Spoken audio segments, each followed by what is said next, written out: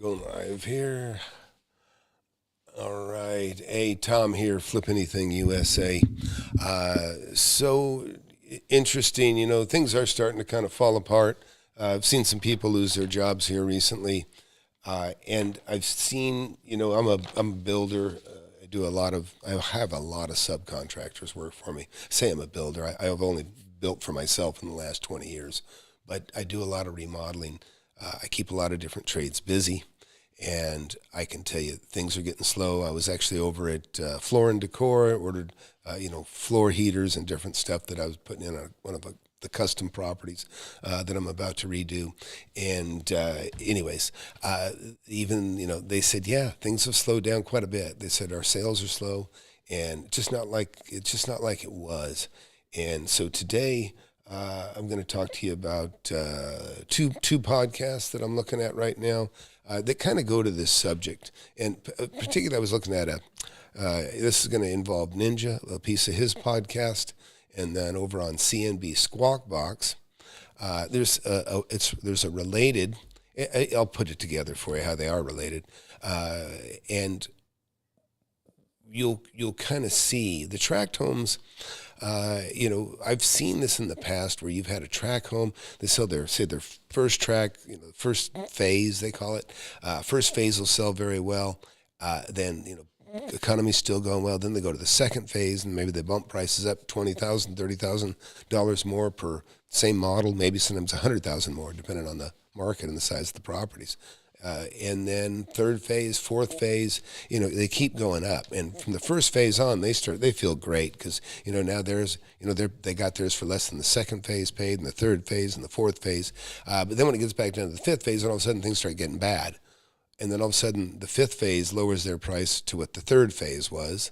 And now the fourth phase that bought higher than the fifth phase is now buying starts to feel concerned, and then they drop it down to what the second phase paid, and now the third phase is now technically they're underwater because depending on how much they sell it for, they're certainly at a loss from what they paid for it because you can't compete with the builder. The builder can sell it for less than he's got a delta in there that they can't compete with, and then when you finally get down to the very first phase, when you start beaten the first phase, and now all of them are literally, at a disadvantage. And so, and I've seen this happen in the past, and that may end up happening again. But one of the things, they have these buy-down mortgages, which I think are a really big concern to new buyers. New buyers, I think, are really setting themselves up for trouble.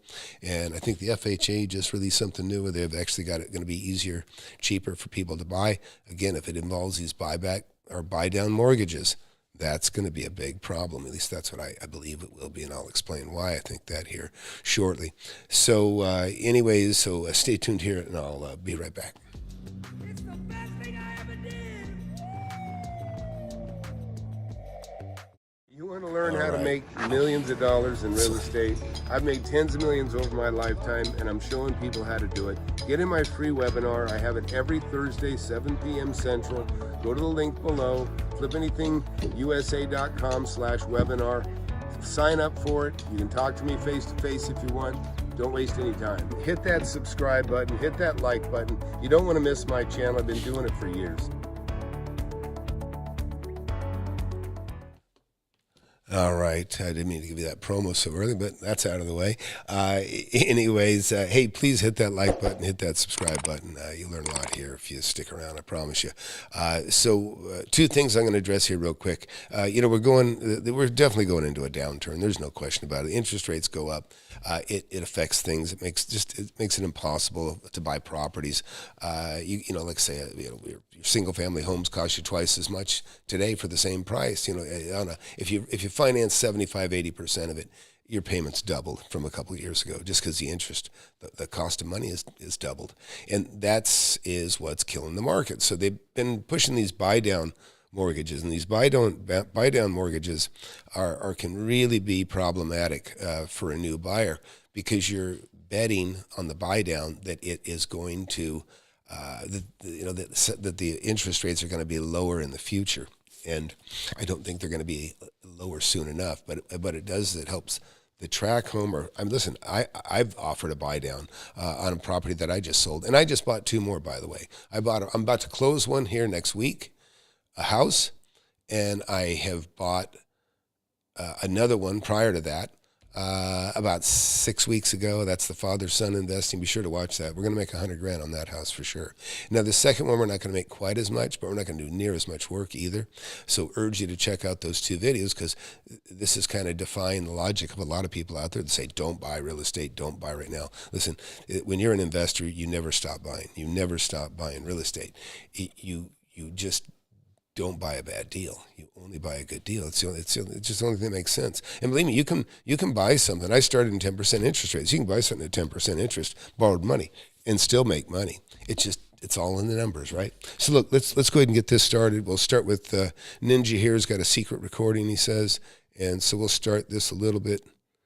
Let's see, right back here a little bit. So we'll start in here, and then we'll jump over.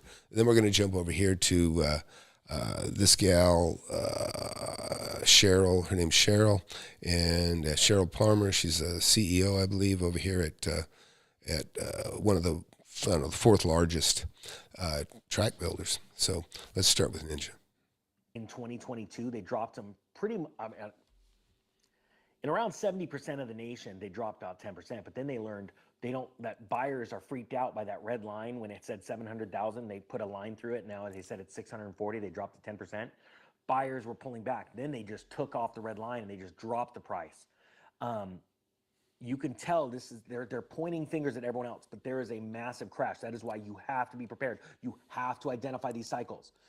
Think about it. There are YouTubers out there that have been making YouTubes for a year about this channel. Yeah, anyway, I don't come to critique anything the same necessarily, but he's got a secret recording. I guess it's a recording of, basically what is, a dispatch to all the builders that, that are subcontractors basically, for a larger tract builder. And they're, this is not unlike, any big, the banks do it. A lot of the big companies, of course, they'll have a group recording where there's 1,000 employees on the phone. So it's kind of one of those type of recordings, but let's get to that. Saying the economic ninja is wrong. All right, so I'm going to get to his recording. That was pulled from Lennar, between Lennar and all of their contractors, if you're just jumping on. This is a big deal, okay? This doesn't go out public. But this is a news channel. All right, here we go. So, here we go. But we are seeing in real time the stress on our consumer. What I can tell you is we have been and will continue to commit to you to exercise our strategy of pricing to market. If it takes lowering price, takes buying down mortgages at a more expensive base. We have been doing that, and we will continue to do that in the face of these uncertain times. Now, he's about to ask in a minute or so something of these contractors, all right? So he just laid out everything that they're doing as a company to try and aggressively sell these homes that they cannot sell. And they're going to talk about these land purchases. Lennar they went out and bought a bunch of stuff. So now think about this. You have companies that are aggressively trying to buy land to build because the building environment for the previous years was awesome. Like ultra low rates, buy. And I've talked about the cycles of building homes between spec homes or massive developments, how many years it takes from the decision of just the contractor, the builder to go, hey, it's a good idea, let's build a house. So this is interesting. So I'll tell you what, I sold a tract, I sold 52 acres, and I have a video coming out called Think Sinister, and I can tell you, some of the tract builders, they use their influence and their buying power, and they can be a bit sinister, and I'll tell you how. It does take time to do things, but one of the things I've seen these guys do is, and I'm going to talk about Lennar specifically, although I think I was in a contract with Lennar on this very property that I'm thinking about. I don't think ultimately they bought it, but I had 50 acres, and right now it has 180 homes on it. And I papered it for that. I actually had it, I rezoned in the property for multifamily. I intended to flip this property with paper lots for apartment buildings, but it became a little more lucrative to do it for homes, and there was some regret from the cities that they gave me so much power to put such a high density apartments there, and so they were glad to accommodate what we call these mini homes. So anyhow, there's 180 homes on that property now. But one of the things that the tract builders would do is they try to take over the property, the territory. And sometimes the way they do it is pretty sinister, is they'll say, hey, like Tom, we want to buy your property. It looks great. We love it. And they are all talk and no money. And the reason is they want to tie your property up with very little. They want to tie it up with just their reputation, which of course the answer is always no. I always test sincerity with the pocketbook. But they tie up your property so nobody else can build on it. And what can happen is they have your property tied up, like he's talking about. They have other properties they're buying or have bought. A lot of times they don't have them bought. They just have them under contract because they're smart. They really are smart. And sinister too, some of them. But they tie up other properties to be bought, and then when they hit a downturn, they don't buy any of them. But the main thing is they prevent their competition from buying the tracts near them and competing with them before they're ready. So let's keep listening. And then going from identifying the property to the permit process to all this stuff until you can sell that house is years, right? Okay, now Lennar, Toll Brothers, all of these massive companies have found themselves holding the bag. They have a ton of land purchase that they identified a year and a half ago when this was a different market. And you are seeing this market turn so fast on its head. So I want to clarify, I don't know. I mean, it'll be interesting to hear the secret recording, but I can tell you the Tract people are very careful with their money. They are. I've seen them. They're very careful. You know, Lennar, Kaufman, Broad, a lot of these places have been in business a very long time. They've been through a downturn or two. And one of the things they do is they'll have tracts of properties that they get the entitlements on, meaning they have the rights to do certain things. They've got it cleared through the city, and maybe they have a few $100,000 at the most, involved in a very. Even $100,000. Believe me, you can have that thing paper lotted and approved by the city and everything else, and still haven't closed escrow on it. But you still have it under, your umbrella as one that you own and control, and you're going to do stuff with. So I don't know that they're in as much trouble as he suspects. But because I just know they're very devious, some are very devious and sinister. I don't want to point anybody out in particular, but I have done some business with all the names he mentioned, in as much as them making offers on property that I own. So let's keep watching. That calls like this are happening. And I'm asking for any more insiders to share things with me so that I can share with the public to get ready now to take advantage of the greatest housing collapse, that greatest housing crisis in history of our country. This is your time, but only if you prepare now. So here we go. So let's go back into this call. That's the reality of the market that we face. But the good thing is that for Lennar, our strategy of selling at a consistent pace and starting at a consistent pace is something that you have seen over the past year, and even in the current months, is something that we have consistently done. This strategy has taken place even though mortgage rates went up last year and have gone up again this year. What we have seen in the local markets is a dramatic increase in Lennar's market share. In fact, if you look at what all of the public home builders have reported and have guided Wall Street to, I can't speak to private builders, but we know that they're under tremendous stress because of the banking environment. But for public builders, Lennar is the only builder that has guided the street to increase deliveries for more volume this year, 2023, where we have guided to about a 10% increase in our volume, as well as we have guided to about a 10% increase in our volume for next year. No other builder has given you that volume, and in fact, the vast majority of builders are down in volume year over year based on. All right, so let me explain something here. Yeah, well, I'll say this. It sounds like he's getting ready to butter up the contractors to maybe prepare to take a little bit of a hit, to maybe see if they can't tighten their belt, lower their prices a little bit. I think, and I don't think it's unfair, to be quite honest. I think it's fine. And I don't know. I haven't watched this yet, by the way, so I'm watching it with you for the first time. But my thoughts are, that sounds like a developer letting his people know. And believe me, as somebody that I have a lot of subs that work for me, and I let them know too. I say, hey man, things are getting tight. These aren't the good times. And they know it's not. They know they're not, because they're calling me. Usually I'm calling to make sure that, hey, you got a slot. Make sure you keep a slot for me. And now it's kind of the other way out there around. They're saying, hey, do you have anything? Do you got anything else coming? Because they don't have anything else coming up. But I don't think it's unreasonable for developers, contractors to let their subs know, or if it's a developer, letting the contractors know, particularly, that, hey, framing contractors particularly, hey, everybody's got to tighten their belt here some, because, whatever. We've had to, more aggressively market. We're spending more money on marketing, and we're taking a hit to make things sell.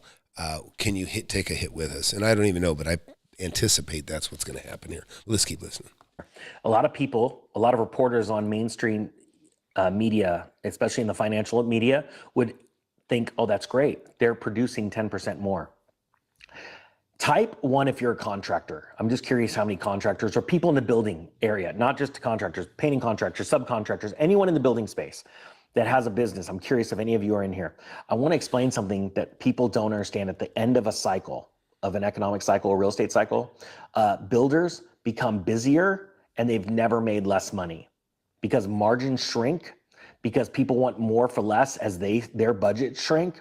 And what happens is more and more, and if you guys see a couple of builders here, let me know if you agree with me. You become busier and you start to lose your company. It falls apart because you're keeping your guys busy and you don't realize that you're actually making less. So look, I've been a subcontractor, had a cabinet shop for almost 10 years. I started at 19 with cabinet shop, right? A lot of you guys already know that story. But what he's saying is somewhat true, but he's talking about business people that actually make mistakes and do things wrong. Or, to be honest, look, if you're a sharp businessman, you cut your overhead immediately. And believe me, I've paid guys, back in the 80s, it was a lot of money to pay somebody $15-20 an hour. But I've paid people $15-20 an hour, push a broom, when there's other people that their job was push a broom for $5 an hour.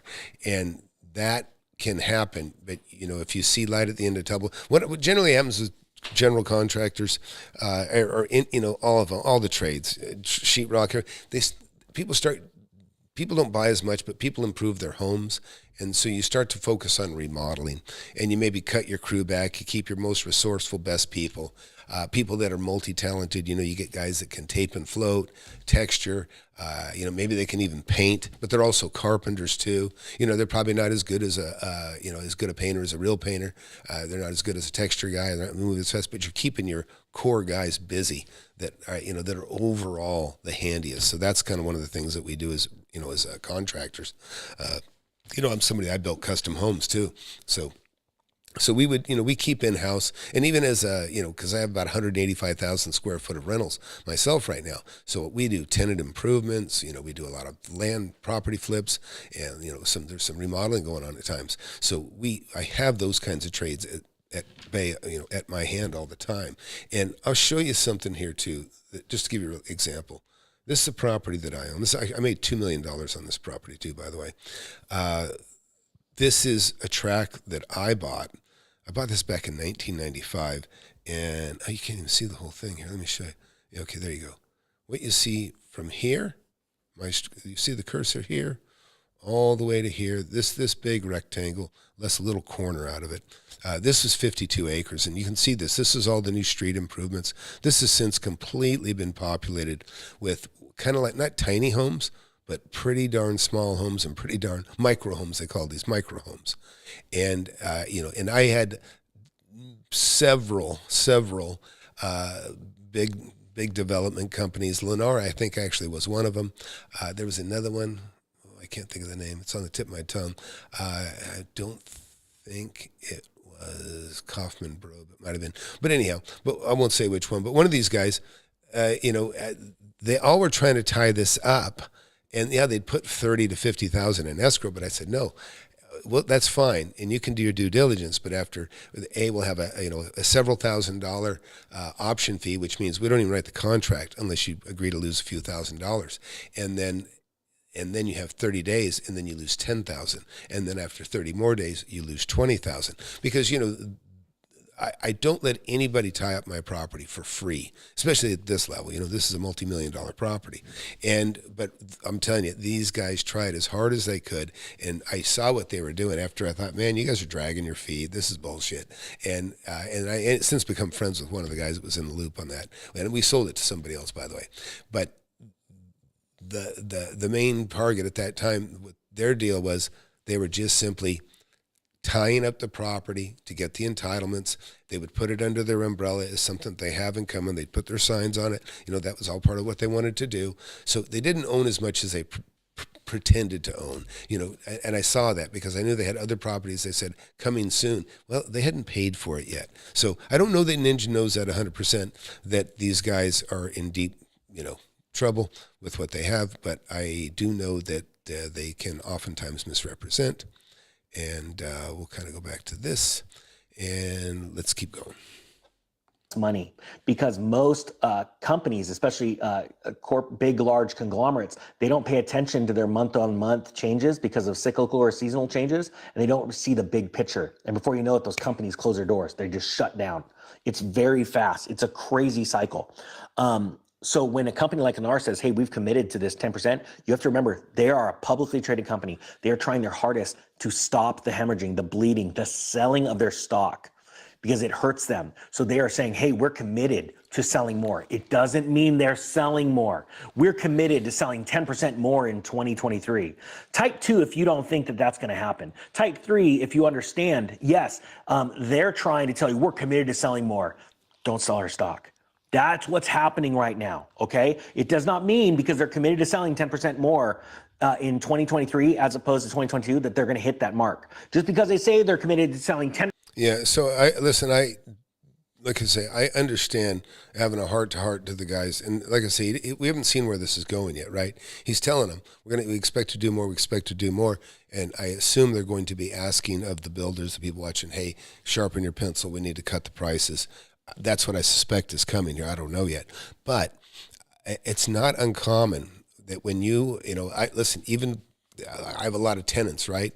If my tenants suffer, sometimes I bend over backwards to help them. I might cut the rent a little bit. I might give them a break in some way to help them survive. I consider our success shared. So I do work with my tenants in a similar fashion.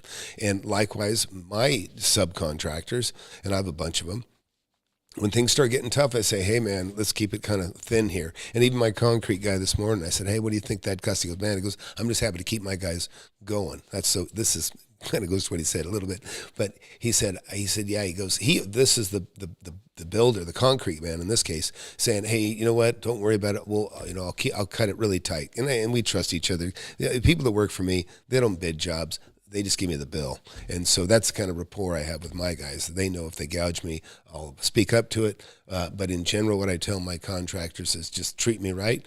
If I feel like I'm gouged, I'm going to talk to you about it. I'll still pay you. And if I feel gouged afterwards, you'll never do my business. You'll never have my work again. And it's been a fantastic relationship. I got people that work for me for almost 30 years now, and same people. They're getting ready to retire. Some are dying.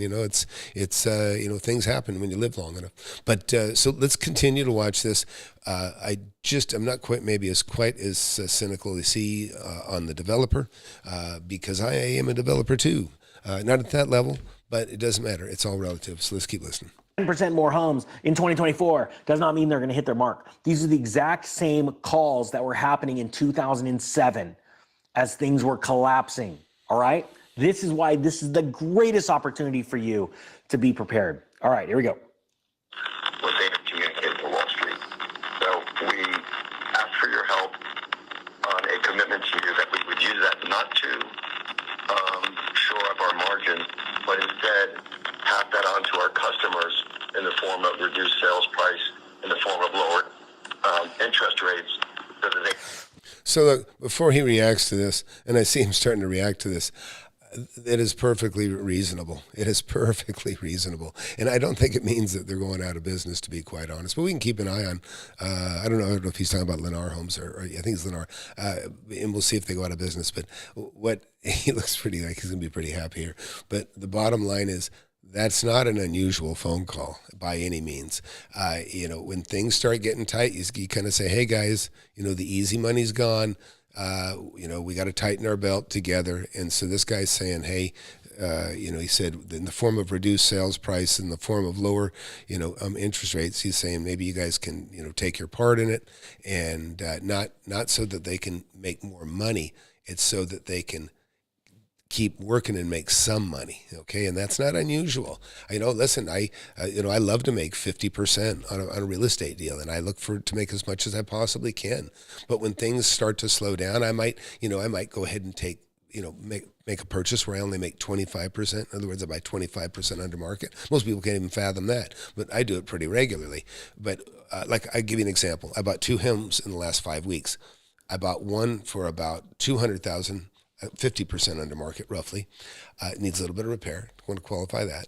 And then I bought another one just recently that's probably only about 25% under market. Now I'm going to make more on the first one. The reason I bought the second one is it's 100 feet from the other one that I had already bought. And I can keep my guys busy. I can keep them working, because it helps me to keep them working. I don't want to have them suffer. I don't want them to leave. I don't want them, I want to keep them. I keep people busy. So let's keep watching. Oh gosh, this is getting me so excited. Okay, this is what he has just asked. A bigwig at Lennar, one of the largest home builders in the country, is asking all of its builders, all of its partners, to take less. We want to pay you less if you'll agree to do more for less. Well, listen, I don't know why he's so gleeful on this. Listen, it's not that big a revelation. Lennar Homes, I promise you, they're making a smaller margin, and they're saying, hey, we're making a smaller margin, and hey, can you help us and absorb some of that too? It's not uncalled for. And believe me, people would rather make a little less and stay working than not work at all. So anyways, let Ninja keep going here. We are committed to selling 10% more homes, but only if you take less for helping us do that. Yeah, I don't understand why he's pointing the finger like the guy did something wrong. I don't think so. They're saying we are not going to increase our margins. We are going to simply take that money and pass it on to the consumer. We're going to lower the home prices. Do you see what is happening? Price concessions. This is exactly why I built the course last December, warning everybody about this. Now it's happening. We have 2 more, 3 more at most quarterly cycles to get through till you see massive price drops. Yeah, so prices are dropping because the interest rates are high. There's no question, and there's no escaping it. And when you're a builder, listen. Look, I have a course too, and I have a webinar Thursday, by the way. Come see my webinar, and hit that like button, hit that subscribe button. If you like this kind of content, please let me know. But every Thursday, 7 p.m. Central, I do a live webinar. I urge you to come see it. I can literally throw a rock that way or this way, and I can keep landing on properties and keep throwing that rock and keep throwing it and land on tens of millions of dollars of property. That's one's a rock throw from the other. And I can do that pretty regularly. I'm showing a problem on the computer, son. Might want to take a look at that. But anyways, what do you guys think that you're in there? I don't think this is a sinister or diabolical on the developer, and maybe he's just more gleeful that things are dropping and that, yeah, there's an opportunity. And I agree with that values are dropping very, very quickly, and they're going to get worse with the interest rate going up. And it brings me to why I want to show you this other video. And hey, who do we have there? Amazing the King, or Amaze the King. Let me know if the audio is good, would you, bud? So let's go to this for a second, then I'm going to jump over, and I want you to hear this next thing. This is an inside. You're not going to get this any information anywhere on YouTube unless somebody. Yeah. Anyways, everything good, son? Okay. All right. So look, I'm going to show you guys something now. I'm going to jump you over here for a second. So this is this gal here. Her name is Sheryl Palmer. She's with Taylor Morrison. She's CEO, and I believe they're the 4th largest builder. But I want you to listen to what she has to say. And she's talking about things that they're doing to survive and basically, help continue with sales. So let's listen. And this is also a concession that they're making to make sales. And I don't think it's bad. And I don't think it means it's the end of the world for them either. My complete within the next 45 to 60 days. And our newest program that's been tremendous is this Buy, Build, Secure, which allows them to lock in a rate today for up to 12 months, a below market rate today. So this is what we call a buy down, and this is kind of a new product from the banks that allows you basically to prepay the interest so that to keep it down to make it affordable. Thanks, Russ. I appreciate that, bud. So they can pick the lot, build the house, and have the confidence on what their payment will be. And if rates drop, we can give them a float down, a free float down. Yeah, that's funny because she said, well, they can basically do this buy down. And she says if rates drop, she's being optimistic. But if rates don't drop and they continue to go up, that's what can become a double whammy on the person buying the property. It's a great product for you as a seller to use, even if you're just selling your home. You want to offload your home. Listen, there's a chapter in my book, which if you're not my book, get my book, Wake Up and Smell the Real Estate. It's the best $10-20 you ever spend. But I have a chapter in there called Leapfrogging.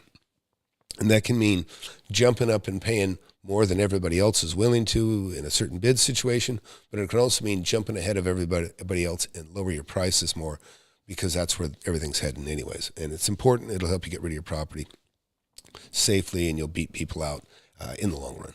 But let's keep listening to Sheryl Palmer.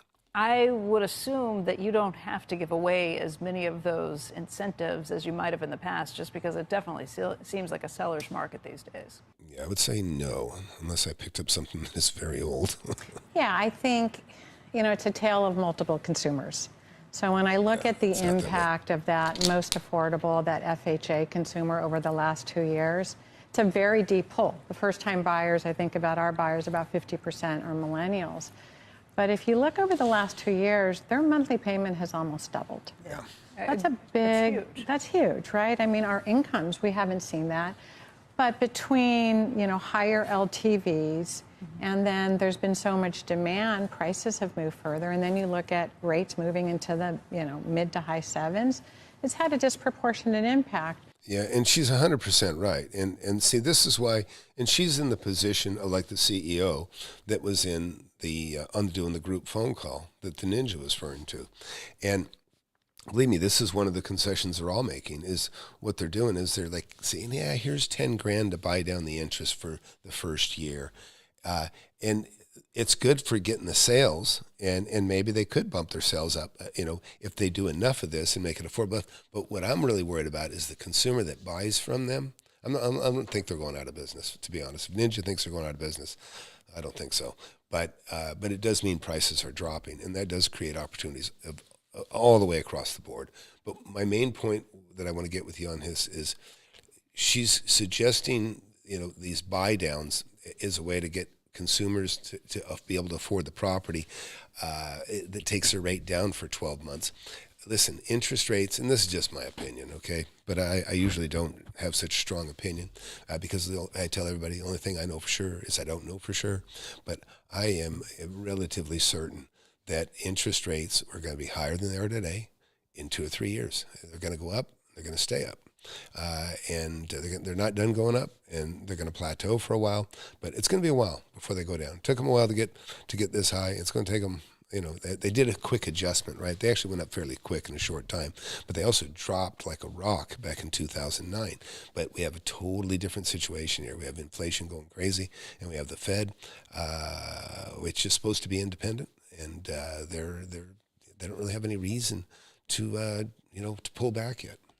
Where other consumers that move up, that resort lifestyle, active adult, 55 plus, however you want to call them, they have more levers to pull. They might have equity they're pulling out of their home. So first-time home buyers are the ones who are really getting squeezed, because when you don't have a home to sell into a strong market, disproportionately, you're and the underserved market, right? We're seeing a real. How nervous are you, or do you think there's a moment that's going to come, probably not now, but a year or two from now, folks who have 5-year, 7-year ARM, 10-year something, that all of a sudden are going to look at the payments and say, I can't do it, and that there's actually going to be a spiral? Well, so look at on that note, that's what happened to Ben Malla, right? He's got about $150 million from what he described. that's gone up 4%. That's $6 million a year, a little more than that now, 'cause it's gone up since he did that video. So he's got, he's dealing with, probably damn near $600,000 more a month in interest. That's a big hit. His level, I think he's basically said it's at best a wash, and I mean he's working harder now too. He actually is working harder to make money, and he'd tell you his hedge is that he saved money. And really, that's everybody's hedge right now. If you're a homeowner, when they talk about that their market isn't the people 55 and up, because you know why? Because people that are 55 and up, if they bought a home 30 years ago, their home's paid for as long as they didn't refi it and buy a bunch of garbage. They're in good shape, and the cash property owner, the people that own their home outright, they're the least affected. They can afford to sell their home for cash. Even if they still work, they can sell their home for cash and they can go buy another home for cash, and they're not unaffected because the interest rates aren't a factor on their home. That's just on their home, though. Us investors, though, I'm affected. I'm waiting for people to go belly up when these adjustable rate arms, re-click after 5 to 7 years, like they were describing. He started to ask about. He's thinking about it, but the commercial investors, those are the ones that are in trouble, and those are the ones I'm looking forward to going down the tubes on. And I just hope we all get a piece of it as individual, purchasers across the USA. I hope the banks, spread the wealth, let the little guys eat up the assets, not give them to just a couple of big corporations. A big difference to what you might remember from 15 years ago. Yeah. Where folks today, first of all, ARMs have not been priced that well. So I would tell you over the last few years, we really haven't seen many ARMs as a percentage of overall financing. Two, if you are, and I think we're actually going to start seeing them more. Yeah, what she said, that she's not seeing the adjustable. Nobody's getting an adjustable rate right now. Everybody's looking for fixed. More now than we have over the last maybe 12, 24 months. But consumers are being qualified on the final rate. So actually, that's not something I'm tremendously nervous about. What do you mean by that? So let's say you're doing a 3-2-1 buy down. You're actually being qualified. If it's a 3.5, 4.5, 5.5, you're being qualified on the 5.5. So when we get there, you'll be fine. And by the way, if in fact rates move, when you say we get there, just for those who are not following all of this, when you're saying when we get there, meaning if the rate increases at that pace. Yeah. So if you have your first year at 3.5%, right, and your second year is at 4.5, right, and then 5.5% becomes your third through 30 years. You're being qualified on today's income at that 5.5% interest rate. So I'm not worried that in 3 years we're going to have some defaults. We are seeing a few more defaults. She's saying that on a 5.5. I think she's saying about a 5.5 rate, but we're at a 7.5 rate. So if you follow what she's saying, basically they're saying you're getting qualified on what your payment is going to be in 3 years, and we're going to make sure it's cheaper than that now, but in 3 years, but will they have a job in 3 years? That's probably the big concern for some people, not everyone. I'm not a big doomsdayer. I've made money in good times and bad times, so it never really matters to me if we're in a downturn or not. I'm going to make money because the way I buy property. Default on that first-time buyer in general when you look across the population. But once again, since folks are being qualified on the higher rate, I'm not very nervous about that. Sheryl, what have you been doing? Because I'm thinking back to the financial crisis when a lot of the home builders just stopped buying land, got rid of some of that land, tried to get out of the building issues. Are you able to get loans, just looking at the financial system and some of the troubles that have happened there? Are you able to get loans to buy as many lots, to do as much building as you'd like to? Yeah, we are active, very active in the market. Once again, I think what really carries the day, what people need to take away, Becky, is we are short supply in this country, and we can talk about for sale or for rent, but we just don't have enough rooftops. And the numbers are pretty wide range, but if I believe the lower end of the range, 2.5, 3 million deficient today, and we're continuing every year because of the labor environment to build on that deficiency, we need to keep building. Yeah, listen, just because we need more homes in the USA doesn't mean we're going to get them. You can't pull the money out of your rear end. I mean, if you don't have it, you don't have it. And so a lot of people just are saying, well, everybody always needs a place to live. So a home is the best purchase in the world because everybody has to have somewhere to live. I mean, that sounds good on the surface. Sounds like something Grandpa would tell you that maybe only bought his own home ever. But it's not true. Like I say, if you have an adjustable rate, all of a sudden your mortgage is twice what it was 2 years ago. Or if you're smart and you got a fixed rate, you got an advantage over others. You're going to see your friends fall that didn't make the same good move that you did. Hey, by the way, everybody, if you just got here, please hit that subscribe button, hit that like button. Helps the channel, and I'd love to have you here. The channel, by the way, we just hit 30,000 subscribers today. That's a new milestone for Veris, for FlipAnything USA. So we're happy about that, and let's keep watching. I think we're going to continue to see the resale market locked up because of what, where rates are, and that, 75% of consumers are sitting on a rate less than 5%. So they're not going anywhere because they're not giving up that rate. Yeah, I'd be happy if most of my stuff was at 5%. Most of my commercial stuff, listen, I've got a couple lines of credit that are empty that I can draw from that are 7.5, and I got those because I burn most of my cash is already, I have a lot of equity, so I don't mind borrowing money at 7.5% to buy something that I'm going to make, a 30% margin on, so it's not a problem. That's why I tell you. Look, there's no bad real estate. There's just bad deals. I started in 1981 when interest rates were like 10% on. I have a book right here. This is a book of notes that I created from just property sales that I purchased. I was on the buying side, owner finance buying. I've owner financed a lot of properties that I've sold. Everything in that book is 10% from 1981 to 1990. So this is not new. Hey, Russ, if you got any comments here. Russ is also in the mentorship, but he's also a broker out in Portland. And he's actually he's made over $1 million on one property just this year alone, and maybe two, but we're waiting for the appraisal to come in. Anyhow, yeah, Russ, share your thoughts, please, and I'll come back. And always love talking to Russ, and we'll keep going. Anybody else out there too? Feel free to get in the chat. Most of them. There are reasons, life changes, people need to move. Probably about half of our buyers have an existing home today, but we need shelter in this country. So it's really a very good time because builders are helping consumers get qualified. There are places you can't build, like here in the Northeast, though, where there's not a whole lot of space that's left. Yeah. So it's interesting. She said most of our buyers already have a home, and she may be somebody that kind of concentrates on the kind of like the Del Webb type deal, the Sun Cities, the retirement areas. She seems to know a lot about the 55 and up group, which that's a really healthy group. By the way, that's a lot of the people that get in my mentorship and get my course, they fall into that group too, 40 to 55, because they understand that $1 million isn't that much anymore. And so if you just got here, please consider getting into the mentorship. I'll play a plug for that real quick here, and then I'll come back and we'll watch the rest of this together. Okay, where is that? Son, I can't find it.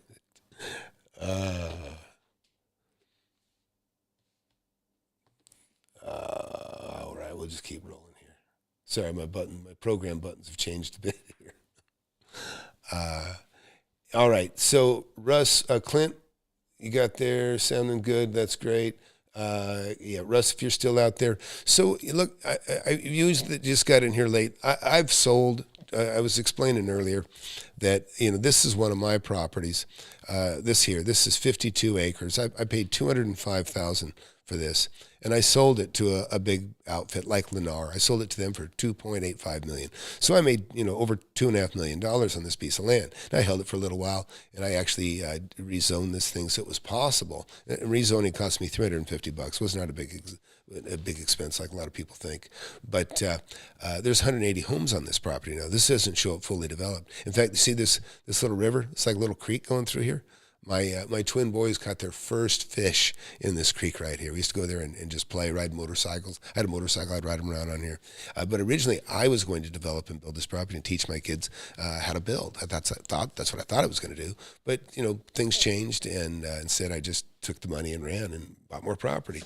Andrew wrote, hey, Tom, fresh off the excavator for the day. Oh, nice. Oh, Andrew's a heavy equipment operator. Market is definitely slowing down. Yeah, Russ wrote that. He's also a broker in Portland area, and so yeah, it's just undeniable.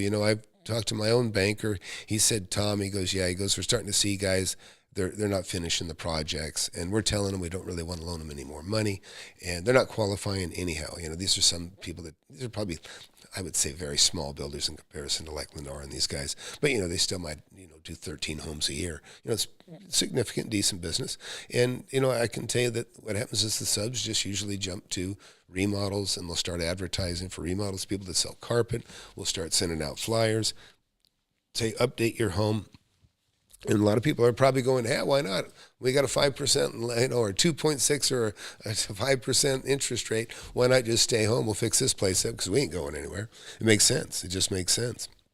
So, all right, let's go. Let's watch. Let's go back to Ninja here just for a little bit, and let's see. Russ also wrote, "I'm trying to get a 5-store commercial office building for $200K.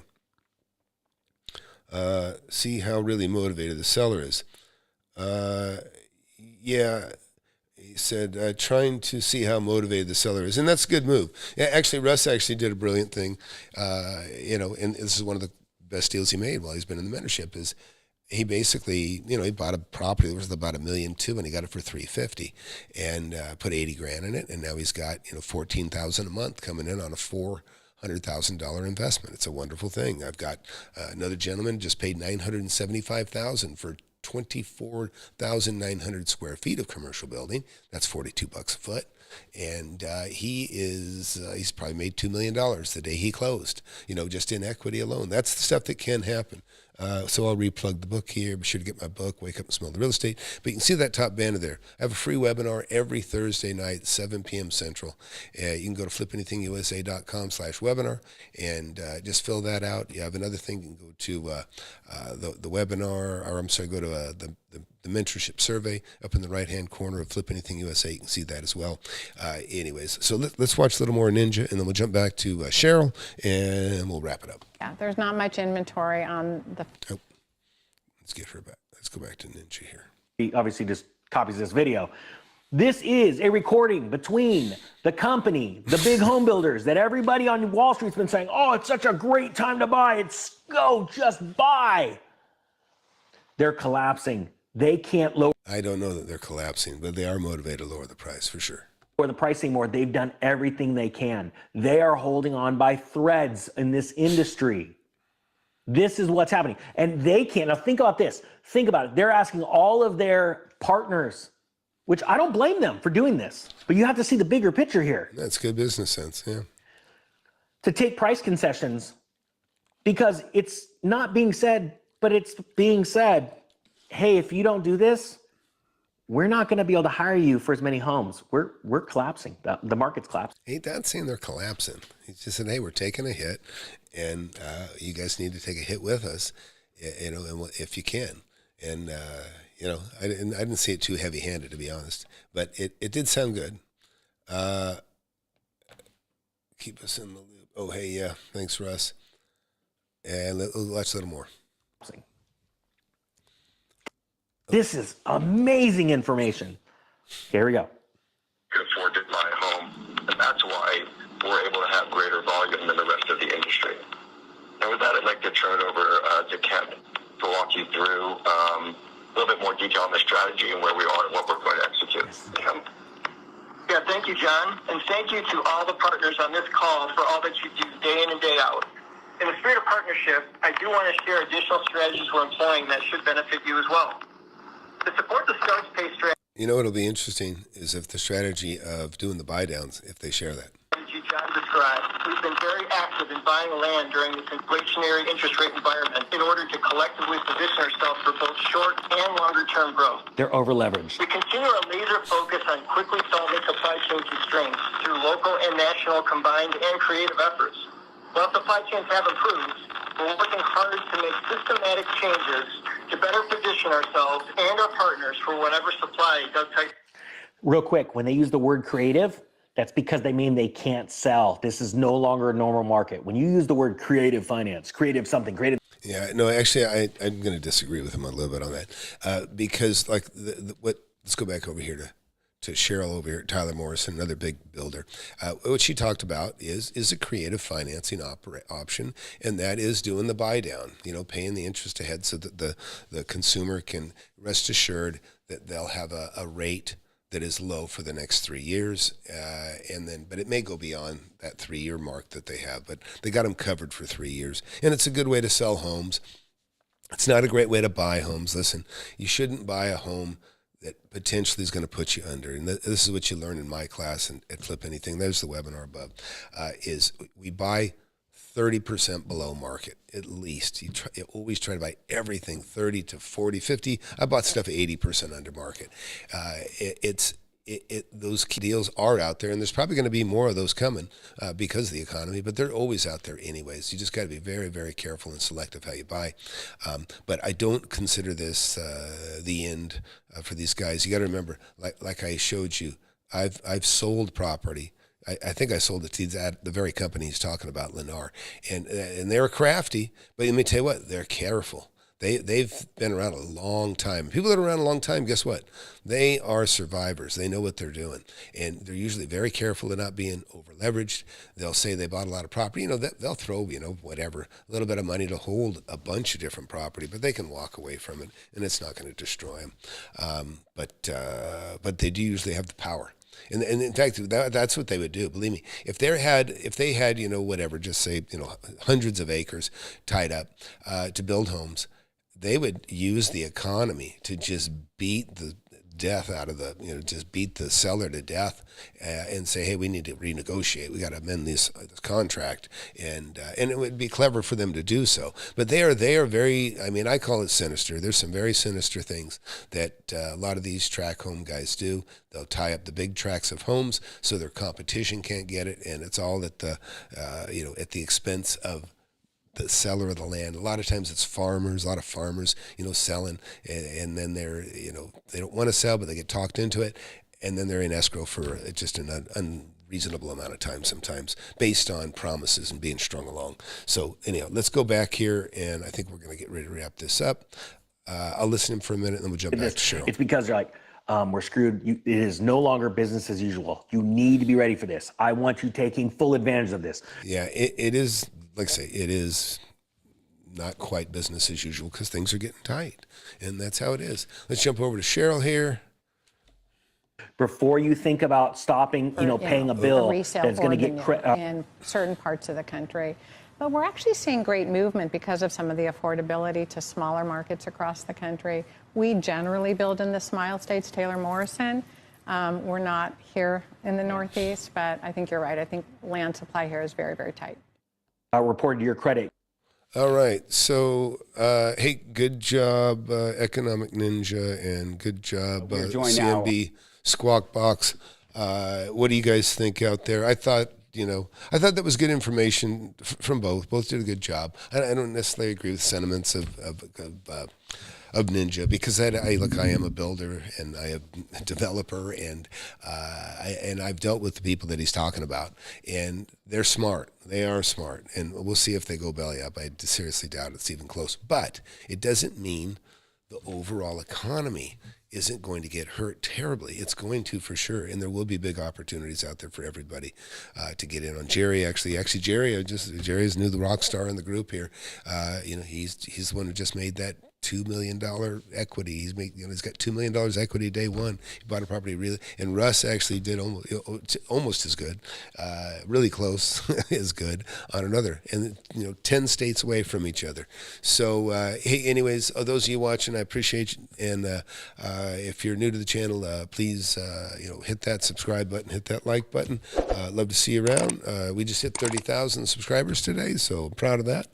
Things are growing, and if you don't have my book, get my book, Wake Up and Smell the Real Estate. And other than that, thanks for watching. We'll see you soon.